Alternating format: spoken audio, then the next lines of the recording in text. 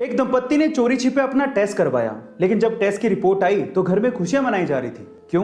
क्योंकि घर में जुड़वा बच्चे आने वाले थे, जिसमें से एक था लड़का लेकिन दूसरी लड़की थी। क्या आपको पता है कि इस खुशी के मौके पर घर में सबसे ज्यादा खुश कौन था और कौन किसे सबसे ज्यादा दुआएं दे रहा था? ध्यान से सुनिएगा।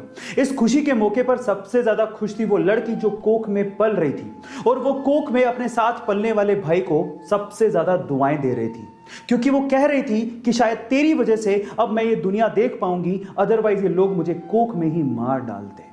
गाइस, एक कटाक्ष है उन लोगों पर जो कि लड़कियों को बोझ समझते हैं, और मेरे ख्याल से वो दुनिया के सबसे ज्यादा बदनसीब लोग हैं। आपका इसके बारे में क्या ख्याल है? Chat section. गाइस, एक मां अपने बच्चों के लिए कुछ भी कर सकती है।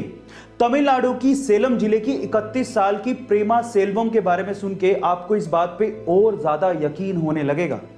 प्रेमा सेल्वम ने अपने बच्चों की भूख मिटाने के लिए अपने सिर के बाल 150 रुपए में बेच दिए। जी हां गाइस, अपने सिर के पूरे बाल बेच दिए ताकि वो अपने बच्चों को खाना खिला सके। ऐसी मां के जज्बे को सलाम है। गाइस, इसके बारे में सुन के आपको कैसा लगा चैट सेक्शन में जरूर लिखिएगा। चलिए गाइस, एक सवाल का जवाब दीजिए। सवाल यह है कि जब बच्चा पैदा होता है तो पैदा होते ही वो कितने साल का हो जाता है? अब आप लोग कहोगे कि क्या बचकाना सवाल है, अभी तो बच्चा पैदा ही हुआ है, तो साल की बात कहां से आ गई?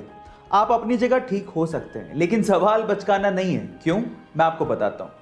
मैं बात कर रहा हूं यहां पर साउथ कोरिया में जन्मे बच्चों की। क्या आपको पता है कि साउथ कोरिया में जो बच्चा जन्म लेता है वो पहले दिन ही 1 साल का माना जाता है? अब ऐसा क्यों होता है? उसके पीछे का रीजन है कि वहां के लोगों का यह मानना है कि बच्चे ने 9 महीने पेट में भी निकाले हैं।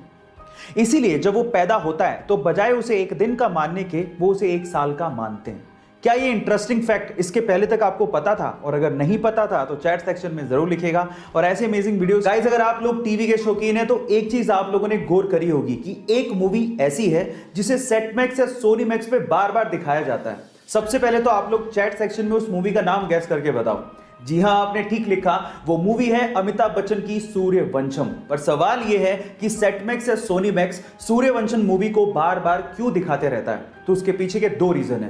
पहला रीजन, जिस ईयर में यह मूवी रिलीज हुई थी उसी ईयर में सेट मैक्स चैनल भी लॉन्च किया गया था। और दूसरा रीजन यह है कि सेट मैक्स या सोनी मैक्स ने इस मूवी के अगले 100 सालों के राइट्स उस वक्त खरीद लिए थे, और इसी वजह से इस मूवी को वो बार बार दिखाते हैं। क्या इसके पहले तक के फैक्ट आपको पता था? और अगर नहीं पता था तो चैट सेक्शन में जरूर लिखिएगा।